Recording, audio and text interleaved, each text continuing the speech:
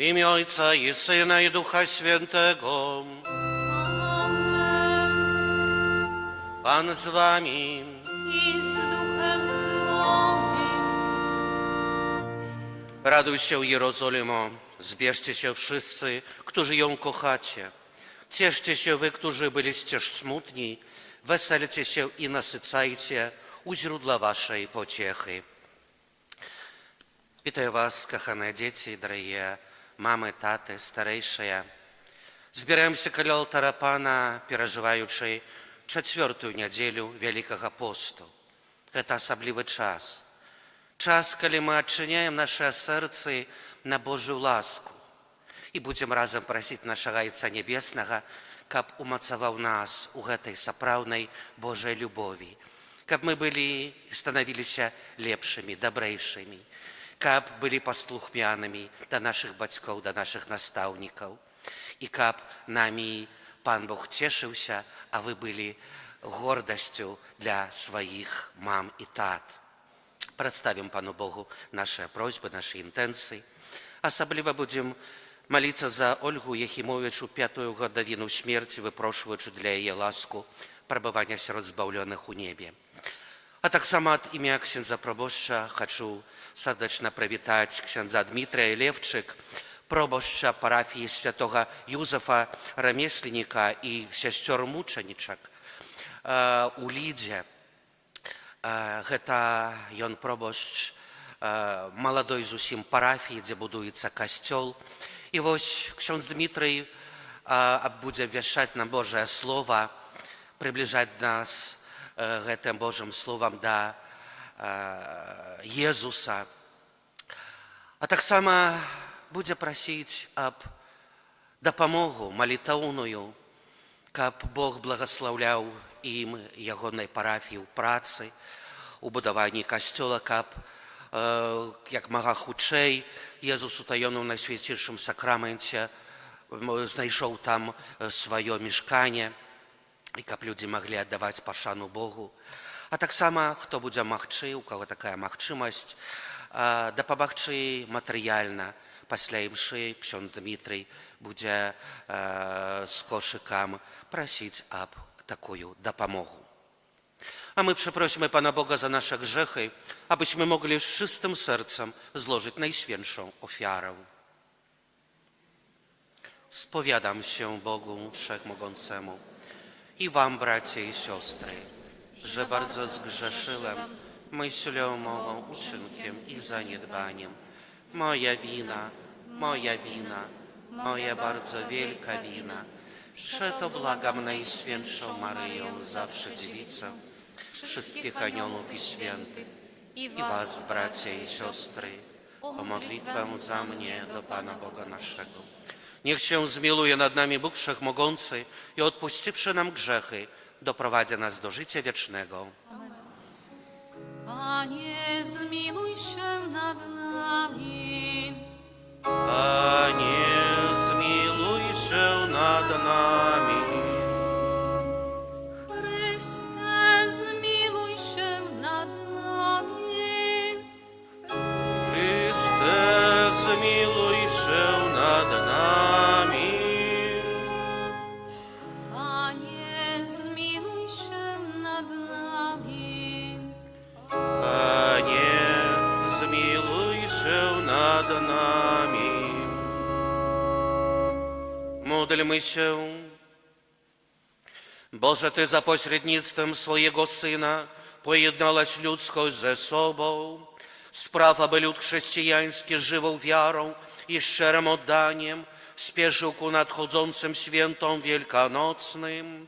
Przez naszego Pana Jezusa Chrystusa, Twojego Syna, który z Tobą żyje i króluje w jedności Ducha Świętego, Bóg przez wszystkie wieki wieków.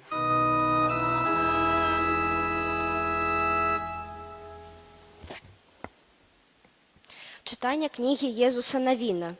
У тыя дні Пан сказаў Єзусу Навіну: «Сёння зняў я з вас ганьбу егіпецкую».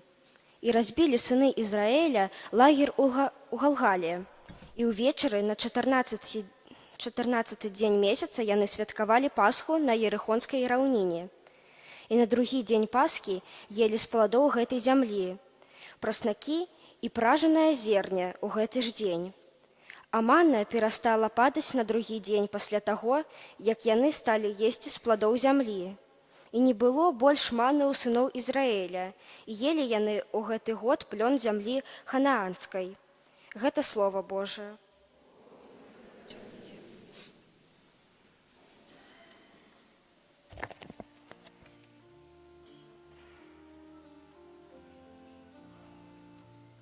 Skosztujcie wszyscy, jak dobry jest Pan Bóg. Skosztujcie wszyscy, jak dobry jest Pan Bóg. Będę błogosławił Pana po wieczne czasy. Jego chwała będzie zawsze na moich ustach. Dusza moja chlubi się Panem. Niech słyszą to pokorni i niech się weselią. Skosztujcie wszyscy, jak dobry jest Pan Bóg. Wysławiajcie za mną Pana, wspólnie wywyższajmy Jego imię. Szukałem pomocy u Pana, a On mnie wysłuchał i wyzwolił od wszelkiej trwogi. Skosztujcie wszyscy, jak dobry jest Pan Bóg. Spójrzcie na Niego, a rozpromienicie się radością. Oblicza wasze nie zapłoną wstydem. Oto zawołał biedak i Pan go usłyszał i uwolnił od wszelkiego ucisku. Skosztujcie wszyscy, jak dobry jest Pan Bóg.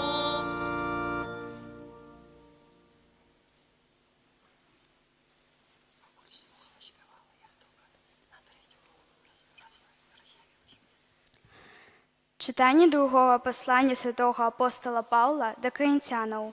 Браты, калі хто ёсць у Христе, то і новае стварэнне, даўняе мінулае, вось сталася новае. А ўсё ад Бога, які праз Ісуса Христа паяднаў нас з сабою і даў нам служэнне паяднання, таму што Бог у Христе паяднаў з сабою свет, не зважаючы на грахі людзей і даючы нам слова паяднання. Таму ад імя Христа мы з'яўляемся пасланцамі як бы самога Бога, які заклікае праз нас. Ад імя Христа просім, паяднайцеся з Богам, бо такога, хто не ведаў граху, Ён чыніў грахом замест нас, каб мы ў ім сталіся справядлівасцю Божай. Гэта Слова Божае.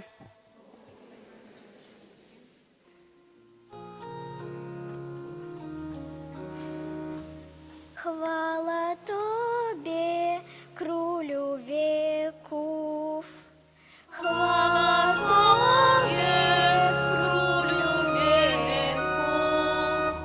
Zabiorę się i pójdę do mojego Ojca i powiem: Ojcze, zgrzeszyłem przeciw niebu i względem Ciebie. Chwała Tobie, Królu wieków.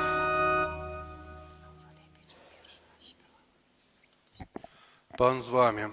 z duchem Twoim. Читання Святого Євангелія паводле Луки. Chwała Tobie, Panie. У той час наближаліся да Єзуса усе мытнікі і грэшнікі, каб паслухаць яго, а фарысеі і кніжнікі наракалі, кажучы: «Ён прымае грэшнікаў і есць з імі». Але Езус расказаў фарысеям і кніжнікам наступную прыпавесць, кажучы: «У аднаго чалавека было два сыны. Малодшы з іх сказаў бацьку: «Ойча, дай належную мне частку маёмасці». І той падзяліў паміж імі маёмасць. Праз некалькі дзён малодшы сын забраў усё і ад'ехаў у далёкі край, і там растраціў сваю маёмасць, жывучы распусна. А калі ён аддаў усё, настаў вялікі голад у тым краі, і ён апынуўся ў нястачы. Тады пайшоў і наняўся да аднаго жыхара гэтага краю, а той паслаў яго на свае палі пасвіць свіней. Ён жадаў напоўніць жывот свой стручкамі, што елі свіні, але ніхто не даваў іх яму. Апамятаўшыся, ён сказаў: «Колькі наймітаў у бацькі майго маюць удосталь хлеба, а я гіну тут з голаду. Устану і пайду да бацькі майго і скажу яму: Ойча, я зграшыў супраць неба і перад табою. Я ўжо не варты называцца тваім сынам, прымі мяне як аднаго з наймітаў тваіх». І ён устаў і пайшоў да свайго бацькі. А калі быў яшчэ далёка, убачыў яго бацька ягоны і зжаліўся. І, пабегшы, кінуўся яму на шыю і пацалаваў яго. А сын сказаў яму: «Ойча, зграшыў я супраць неба перад табою, і я ўжо не варты называцца тваім сынам». Бацька ж сказаў слугам сваім: «Прынясіце хутчэй найлепшую вопратку і апраніце яго, і дайце пярсцёнак на руку яго і сандалі на ногі. Прывядзіце адкормленае цяля і зарэжце. Будзем есці і весяліцца, бо гэты сын мой быў памерлы і ажыў, прапаў і знайшоўся». І пачалі весяліцца. А старэйшы сын ягоны быў на полі, і калі, вяртаючыся, падышоў дадому, пачуў музыку і танцы. Паклікаўшы аднаго са слугаў, спытаўся: «Што гэта такое?» Той адказаў яму: «Брат твой вярнуўся, і бацька твой зарэзаў адкормленае цяля, бо атрымаў яго назад здаровым». Ён разгневаўся і не хацеў уваходзіць. Тады выйшаў бацька ягоны і пачаў прасіць яго. Але ён адказаў бацьку: «Вось я столькі гадоў служу табе і ніколі не парушыў загаду твайго. Але ты ніколі не даў мне нават казляня, каб я павесяліўся з маімі сябрамі. А калі вярнуўся гэты сын твой, які змарнаваў твою маёмасць з распусніцамі, ты зарэзаў для яго адкормленае цяля». Ён жа адказаў яму: «Дзіця, ты заўсёды са мною, і ўсё маё тваё. І цешыцца і весяліцца трэба было таму, што гэты брат твой быў мёртвы і ажыў, прапаў і знайшоўся». Гэта слова Пана.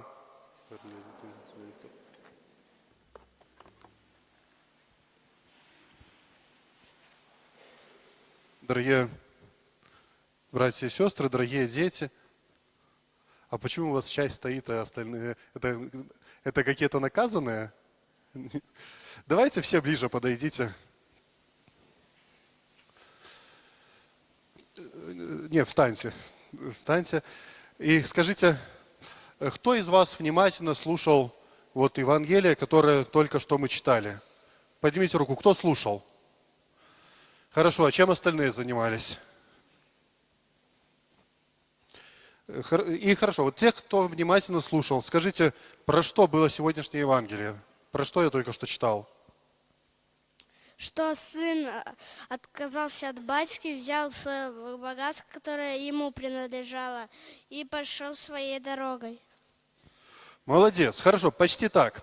Мы слышали про сына. Сколько вот мы слышали, скажем так, начнем как в сказке. Мы слышали про отца, у которого было сколько сыновей? 2, да, молодцы. Было 2 сыновей. И младший подошел к отцу и сказал, что дай мне половину всего, что у тебя есть, и я пойду куда-нибудь, вот своей дорогой, как вы сказали, да? И что, и отец отдал ему? Отдал. Хорошо, скажите, пожалуйста, вот кому из вас родители дают какие-то вот деньги на какие-то расходы? Вот в школу, когда вы идете, родители дают вам что-нибудь с собой? Да, ну дают, как правило, дают, да? И скажите, на что вы это тратите?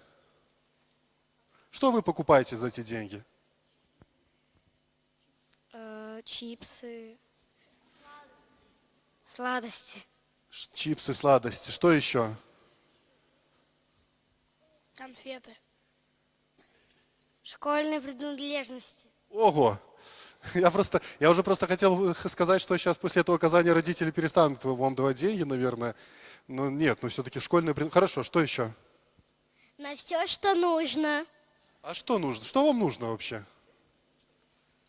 Газировку. Хорошо. Ну, в общем, что-то вы... Подарки маме. Подарки маме. Ну, хорошо. Ну, давайте, что еще? Что-нибудь... Я с друзьями хожу в магазин, покупаю всякие чипсы, сладости, фанту, колу, много всего. Ну, это понятно, хорошо. А скажите, а что покупал вот этот сын, которому отец отдал половину своих денег? Что он покупал, как вы думаете? Он покупал все то, что хотел, а не то, что ему действительно нужно. Ну вот что, как вы думаете? Вот Евангелие нам так, скажем так, говорит, можно сказать, говорит о том, на что он потратил эти деньги. Ну, как вы думаете, вот что мог он покупать? Вот человек, ну, скажем, ну, сколько ему? Допустим, лет 20 ему было. Как вы думаете, что он покупал? Хозяйство себе. Ну, не совсем. Вот если бы он что-то такое вот хорошее покупал, может быть, все по-другому закончилось. Ну, что? Друзьям раздавал, чтобы с ними все дружили. Да, вот правильно, он этим тоже занимался. Вот, как вы думаете, что еще? Он ходил в бар и за свои деньги вроде. Ходил в бар. Хорошо. Сладости. Косу. Одежду.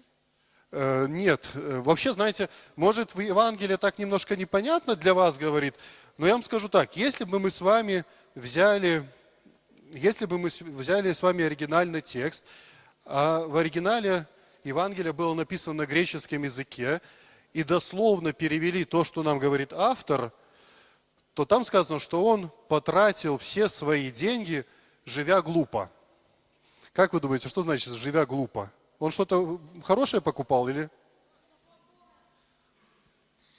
Ну, он участвовал в разных каких-то играх на выигрыш.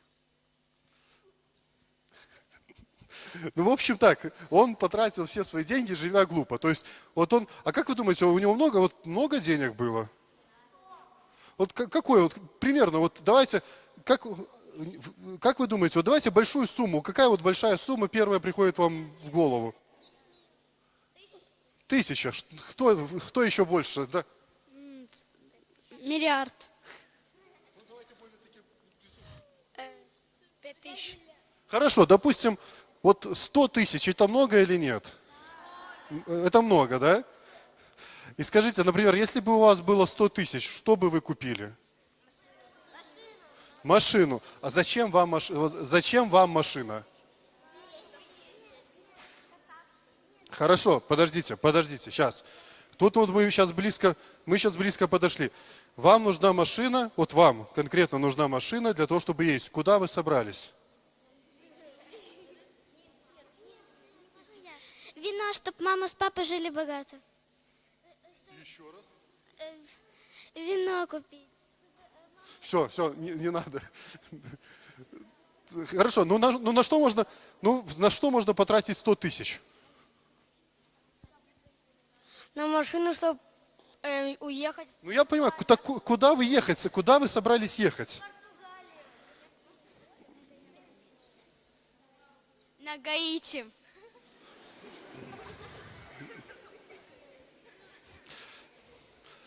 Ну хорошо, ладно, нет, знаете, сейчас все очень хорошо складывается, я даже не думал, что так хорошо все сложится. Подождите, мы с вами единогласно решили, что мы покупаем машину для того, чтобы уехать. Но почему? Вы решили уехать от родителей? Куда? Вы собрались куда-то далеко ехать. Хорошо, а вот теперь давайте себе представим на месте вот этого молодого человека. Это тяжело представить, вы пришли к родителям, попросили у них большую сумму денег, которую они, скажем так, зарабатывали там пол своей жизни, скажем, да, уехали на Гаити, через 3 месяца вы спустили все на чипсы и газировку. Что вы делаете дальше? Покупайте вино. Так а за что покупать? Все, вы все спустили, у вас нету денег больше. Идем к родителям обратно, может, они помогут. Да, вы делаете ровно так, как сделал молодой человек сегодняшнего Евангелия, да? Он решил вернуться к отцу. Вот, решил вернуться к родителям. Ну почему? Он решил вернуться, потому что он сильно отца любит? Да? Как вы думаете, почему? Вот Евангелие нам говорит, почему он решил вернуться? Может, чтобы попросить у родителей денег? Нет. Как вы думаете? Вот Евангелие говорит, что он, вот смотрите, давайте вспоминаем, хорошо, вы внимательно слушали. Вот у него закончились деньги, и что он стал делать?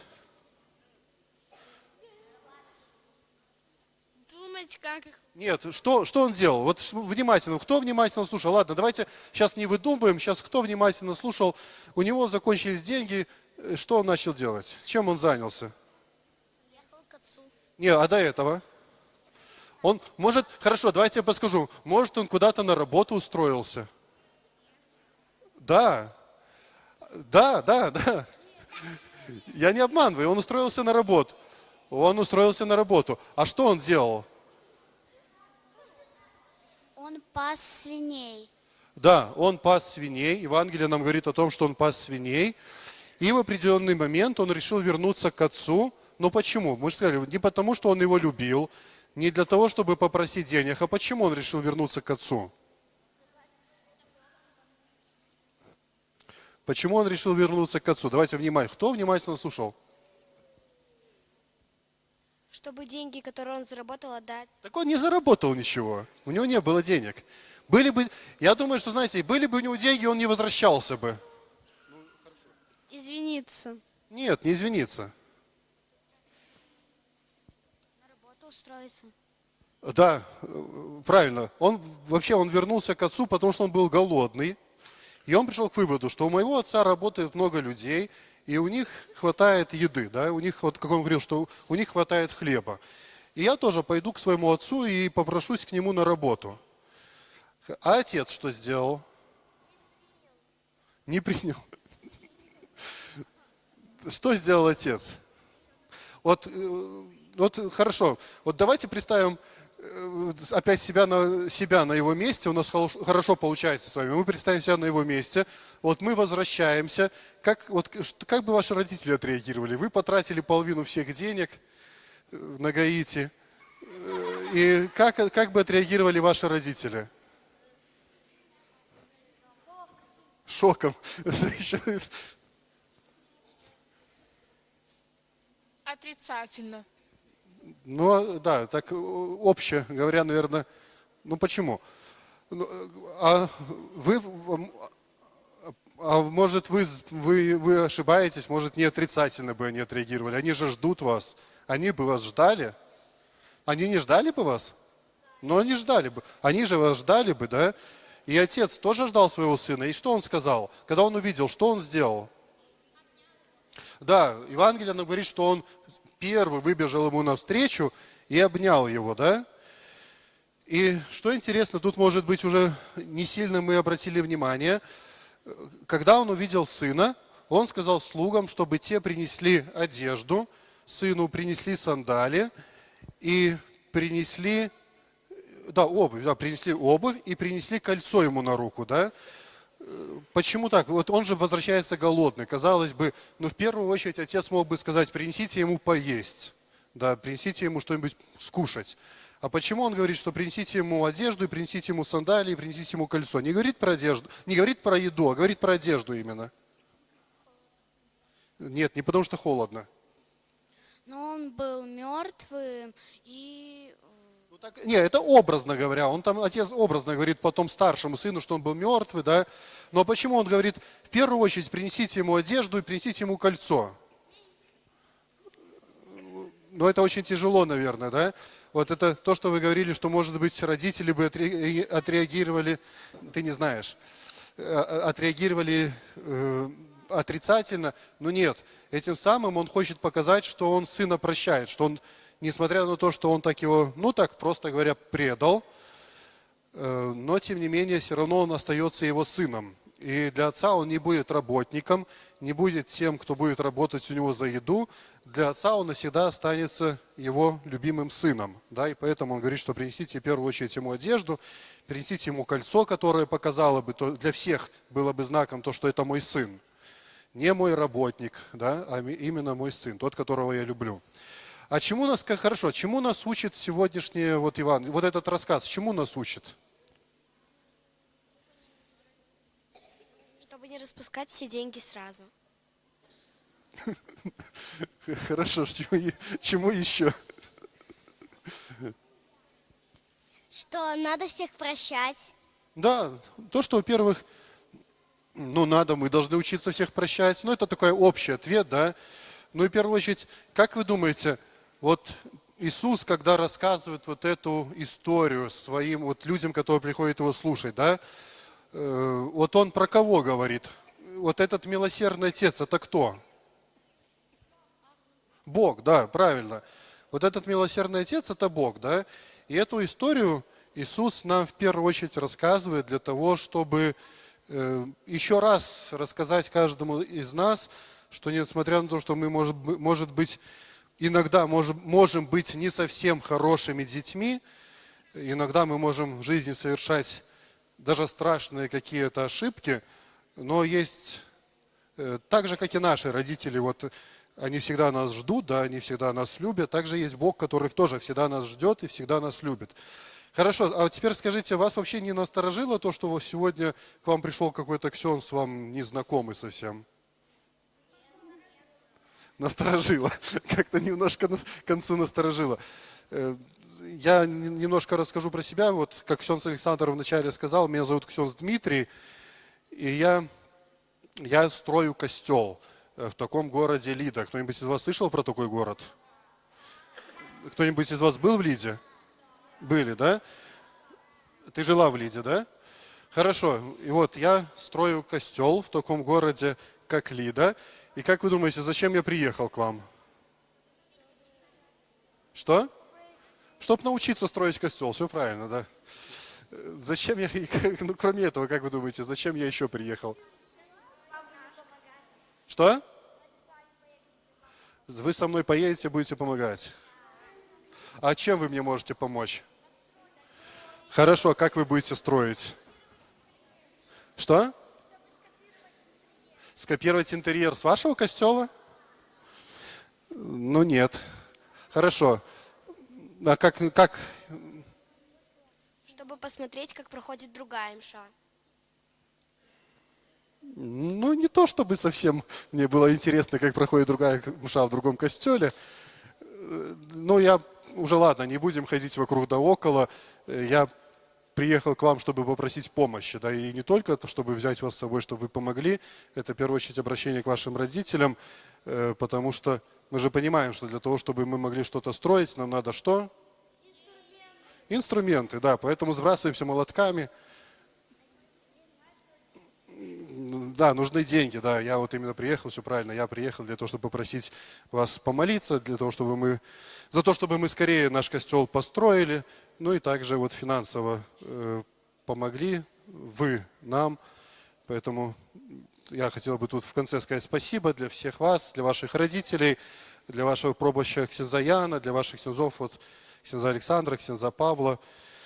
Ну и пускай Бог отблагодарит вас за ваши добрые сердца. Аминь.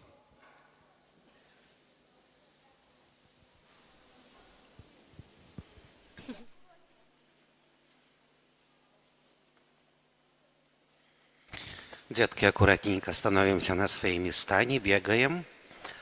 A teraz wszyscy razem wyznajmy naszą wiarę.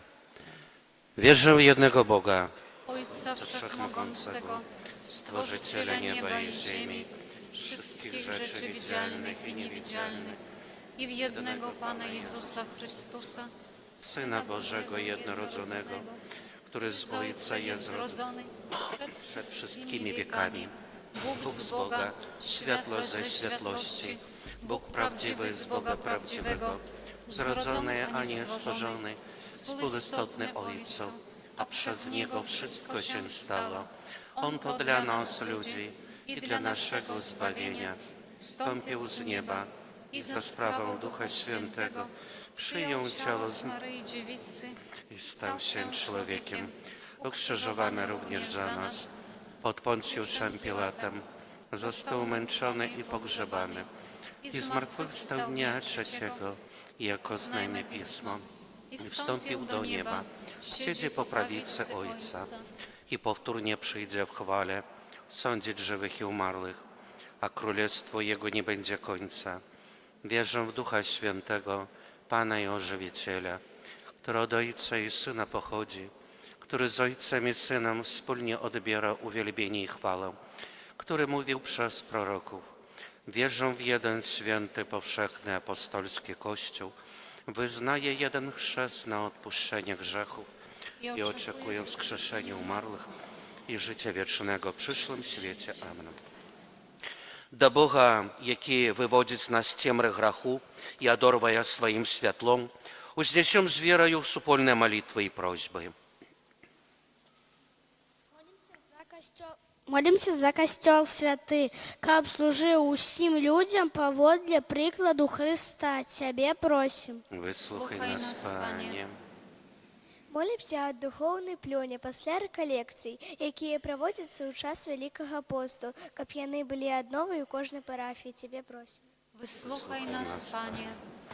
Молимся за хворых і пакутуючых людзей, каб яны ў крыжы Езуса знайшлі сілы да жыцця. Цябе просім. Вислухай нас, Пане.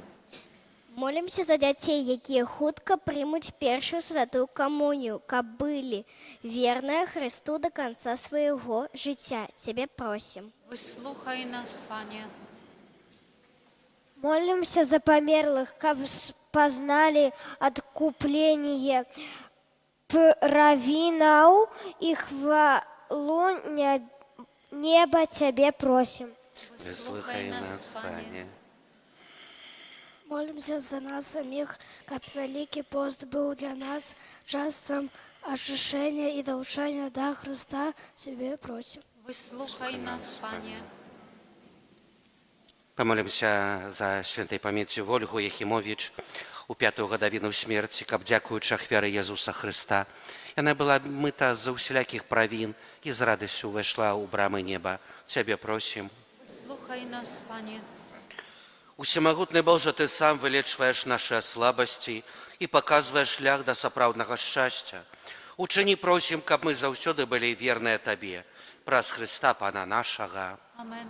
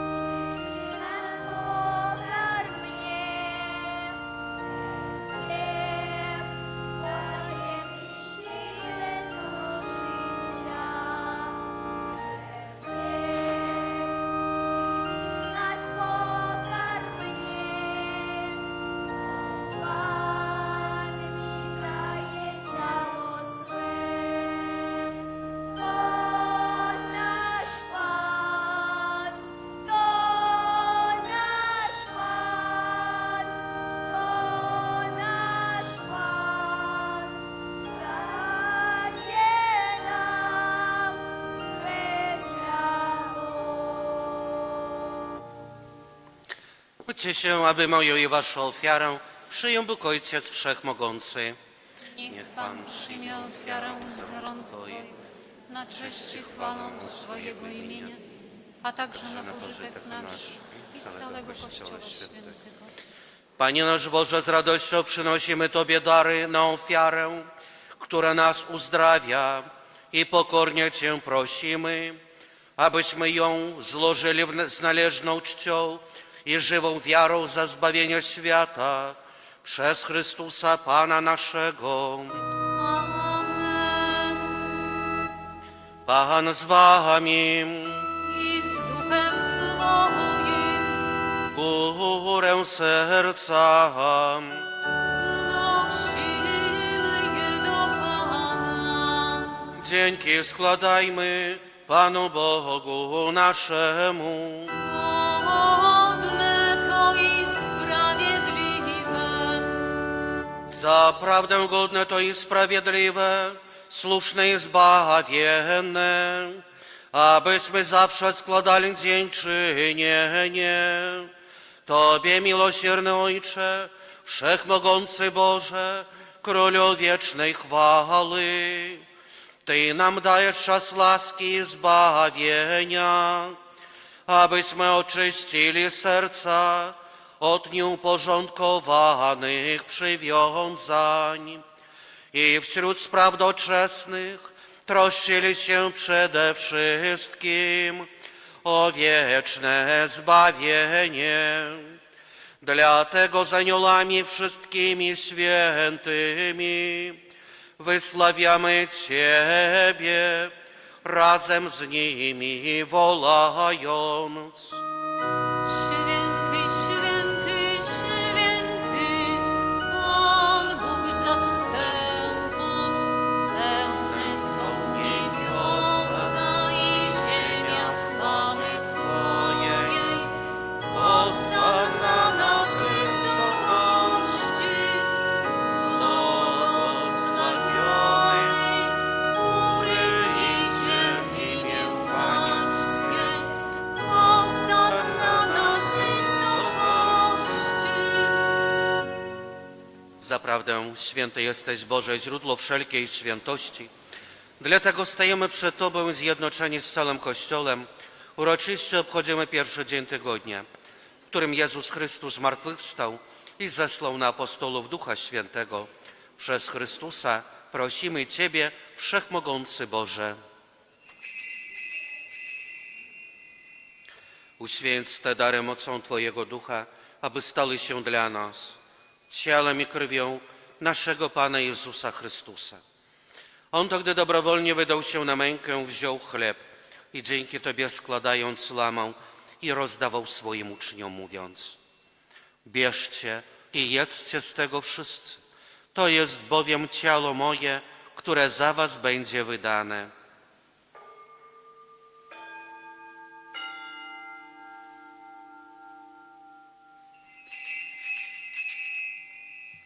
Podobnie po wieczerzy wziął kielich i ponownie dzięki Tobie składając podał swoim uczniom, mówiąc: bierzcie i pijcie z niego wszyscy. To jest bowiem kielich krwi mojej, nowego i wiecznego przymierza, która za was i za wielu będzie wylana na odpuszczenie grzechów.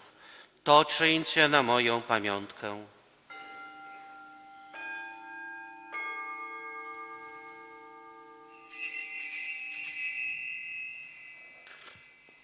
Oto wielka tajemnica wiary. Głosimy śmierć Twoją, Panie Jezu. Wyznajemy Twoje zmartwychwstanie i oczekujemy Twego przyjścia w chwale. Wspominając śmierć i zmartwychwstanie Twojego Syna, ofiarujemy Tobie, Boże, chleb życia i kielich zbawienia i dziękujemy, że nas wybrałeś, abyśmy stali przed Tobą i Tobie służyli. Pokornie błagamy, aby Duch Święty zjednoczył nas wszystkich, przyjmujący ciało i krew Chrystusa. Pamiętaj, Boże, o Twoim Kościele na całej ziemi. Sprawa, by lud Twój wzrastał w miłości razem z naszym papieżem Franciszkiem, naszym biskupem Włodzimierzem oraz całym duchowieństwem. Pamiętaj także o naszych zmarłych braciach i siostrach, którzy zasnęli z nadzieją zmartwychwstania, o Oldze i o wszystkich, którzy w Twojej łasce odeszli z tego świata. Dopuść ich do oglądania Twojej światłości. Prosimy Cię, zmiłuj się nad nami wszystkimi i daj nam udział w życiu wiecznym z Najświętszą Bogorodzicą Dziewicą Maryją, ze świętym Józefem, jej oblubieńcem, ze świętymi apostolami, ze świętym Michałem Archaniołem i wszystkimi świętymi, którzy w ciągu wieków podobali się Tobie, abyśmy z nimi wychwalali Ciebie przez Twojego Syna, Jezusa Chrystusa.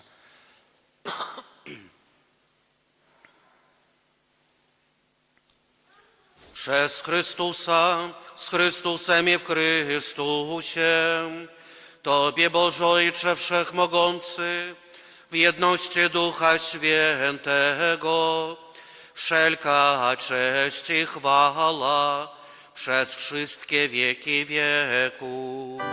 Amen. Prośmy Ojca Niebieskiego, aby odpuścił nam grzechy i zachował nas od złego. Ojcze nasz, któryś jest w niebie, święć się imię Twoje, przyjdź królestwo Twoje, bądź wola Twoja, jako w niebie, tak i na ziemi.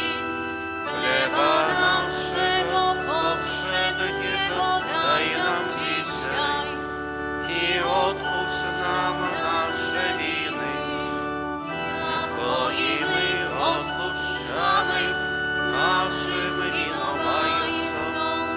I nie wódź nas na pokuszenie, ale nas zbaw ode złego.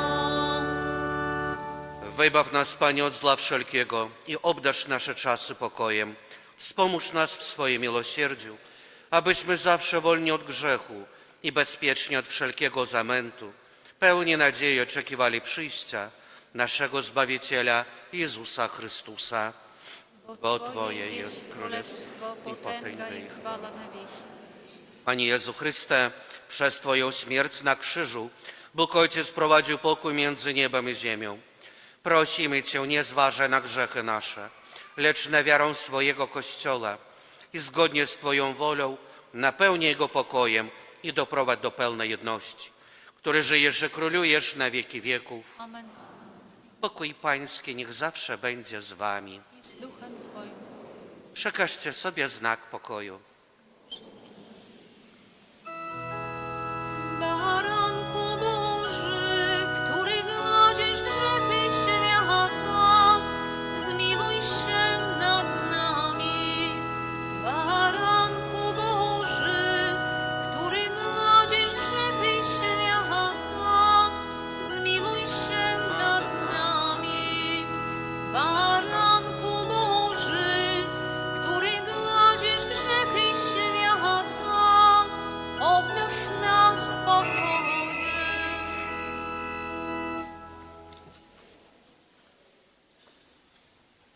Oto baranek Boży, który gładzi grzechy świata. Błogosławieni, którzy zostali wezwani na Jego ucztę. Panie, nie jestem godzien, abyś przyszedł do mnie, ale powiedz tylko słowo, a będzie uzdrowiona dusza moja.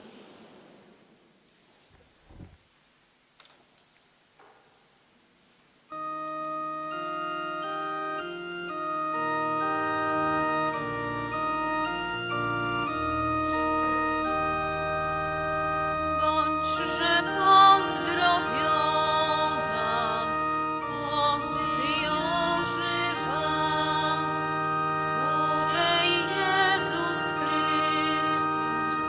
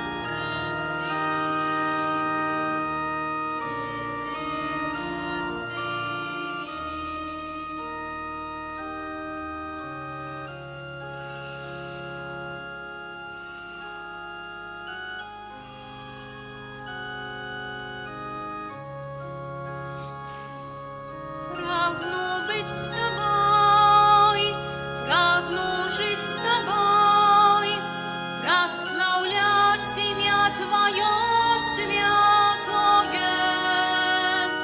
Маешь для меня планы дивные, мой Отче, Боже мой, прагну быть с тобой, прагну жить с тобой, прославлять имя Твое.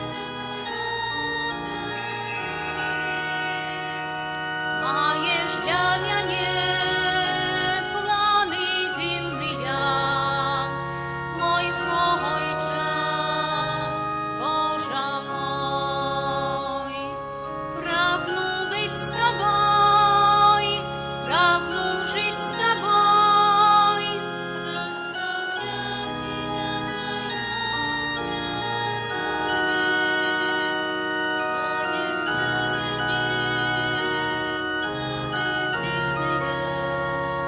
Твое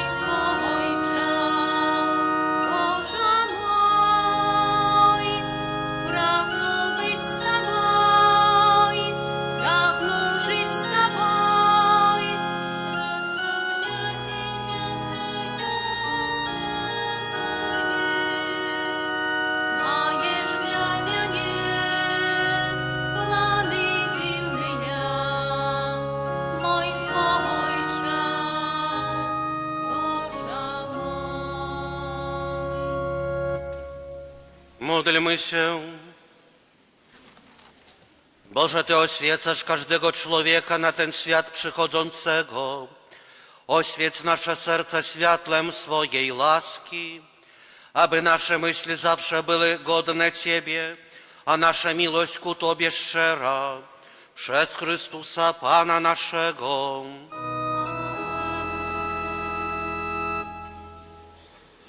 Слухаем парафіяльне об'яви. Сьогодні 4-та неділя Великого Дмитрія, скероване на Божее Слово. Після Святої Мши ксьондз Дмитрій буде при ўваходзе ў касцёл збіраць ахвяраванні на будову касцёла. Захвочуем, хто мае такую магчымасць, дапамагчы, каб в этой маладой парафіі людзі як мага хутчэй маглі маліцца ў касцёле і праслаўляць там Пана Бога. На гэтым тыдні ў сераду, чацвер і ў пятніцу ў нашай парафіі адбудуцца велікапостныя рэкалекцыі. Святыя імшы ў гэтыя дні ў касцёле ў 9 і ў 18 гадзін. Таксама будзе магчымасць адарацца Найсвяцейшага сакраменту з 8 гадзін раніцы і ўвечары з 17 гадзін. Спачатку паўгадзіны ў цішыні, а пасля супольны ружанец. Вечарам пасля святой імшы ў 18 гадзін запрашаем на спецыяльную канферэнцыю ў сераду ўсіх жанчын, а ў чацвер усіх мужчын. У пятніцу пасля святой імшы з раніцы і ўвечары будзе набажэнства крыжовага шляху.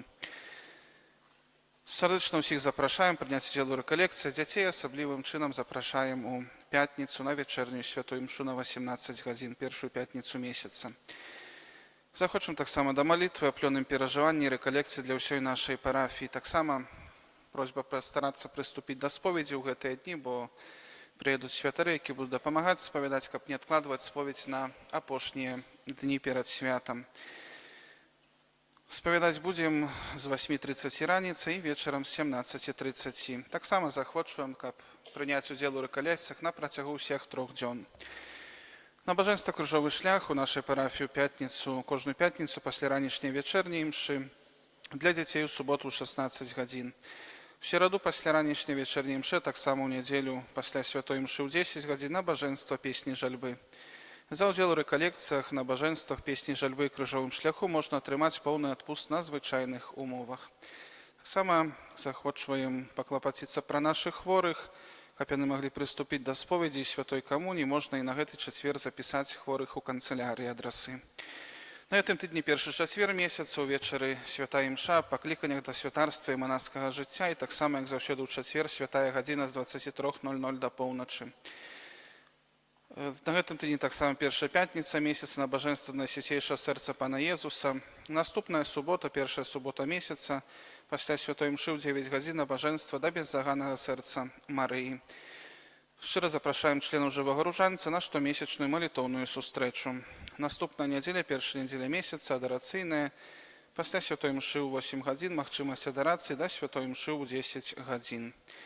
Дзякуем за ахвяраванне на ўтрыманне нашага касцёла і парафіі. Заўтра ў панядзелак, у апошні дзень месяца, вечарняя святая мша за ахвярадаўцаў мінулага месяца. На мінулым тыдні адышлі да пана нашыя парафіяне Станіслаў Шаўріс, 70 гадоў, і Валерый Глузкі, 58 гадоў. Вечны адпочынак рачым даць пане. Wieci niech odpoczywają w pokoju wiecznym, Вечны адпочынак рачым даць пане. a światłość wiekuista niech im świeci, niech odpoczywają w pokoju wiecznym. Вечны адпочынак рачым даць пане. A światłość wiekuista niech im świeci, niech odpoczywają w pokoju wiecznym. Amen. Даверно ў распачаты тыдзень у нашу парафію Маці Божай Яснагорскай памолімся аб плённым перажыванні перыяду Великага посту і рэкалекцыі, таксама пабожным святкаванні Велікадня для ўсёй нашай парафіі, таксама памолімся за ксяндза Дзмітрыя і за яго парафіяльную супольнасць там у людзях, каб як найхутчэй маглі скончыць будову касцёла і там праслаўляць Пана Бога. Pod Twoje obrony Ciekamy się, święta Boża Rodzicielko, naszymi prośbami racz nie gardzić w potrzebach naszych, ale od wszelakiej złych przygód racz nas zawsze wybawić. Panno chwalebna i błogosławiona, o Pani nasza, orędowniczko nasza, pośredniczko nasza, pocieszycielko nasza, Synem swoim nas pojednaj, Synowi swojemu nas polecaj, swojemu Synowi nas oddawaj. Maryjo Pani Jasnogórska, Módl się za nami, Maryjo Pani Jasnogórska, módl się za nami, Maryjo Pani Jasnogórska. módl się za nami. А этот дзенькі распачынаем, прымем Божае благословение, а пасля поблагословим дзяцей. Pan z wami. I z duchem Twoim, Niech was błogosławi Bóg Wszechmogący, Ojciec i Syn i Duch Święty. amen. Idźcie w pokoju Chrystusa. Bogu niech będą dzięki, któryś za nas cierpiał rany. Jezu Chryste, zmiłuj się nad nami, któryś za nas cierpiał rany. Jezu Chryste, zmiłuj się nad nami, któryś za nas cierpiał rany.